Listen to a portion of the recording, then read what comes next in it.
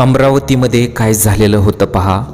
26 वर्षाच्या तरुणीचा मृतदेह 28 जानेवारीच्या संध्याकाळी तिच्याच घरात सापडला होता. संस्कृतीचे वडील संजय राऊत हे पोलीस कर्मचारी आहेत. 28 जानेवारीला संजय राऊत यांची मोठी मुलगी संस्कृती घरात एकटी होती. संस्कृतीची आई आणि छोटी बहीण परिसरामध्ये असलेल्या हळदी कुंकवाच्या कार्यक्रमाला गेल्या होत्या. दोघीही जेव्हा घरी आल्या तेव्हा त्यांना संस्कृतीच्या खोलीमध्ये तिचा मृतदेह जमिनीवर पडलेल्या अवस्थेत मिळाला. ओढणीच्या साह्याने संस्कृतीचा गळा घोटण्यात आला होता. तसंच तिच्या नाकातून आणि तोंडातून रक्तही बाहेर आलं होतं. राऊत कुटुंबाला संस्कृतीचा मृतदेह पाहताच धक्का बसला. यानंतर पोलिसांना बोलवलं.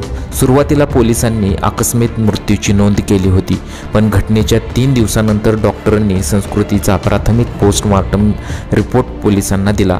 यात श्वास कोंडल्यामुळे संस्कृतीचा मृत्यू झाल्याचं स्पष्ट झालं. तसंच मृत्यूआधी संस्कृतीची कुणासोबत तरी झटापट झाल्याचा संशय व्यक्त केला गेला.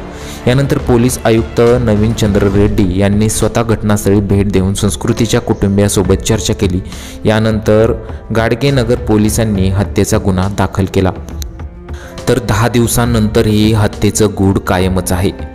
असा संशय व्यक्त केला जात आहे की कोणीतरी जवळच्याच व्यक्तीने हे कृत्य केलं असावं.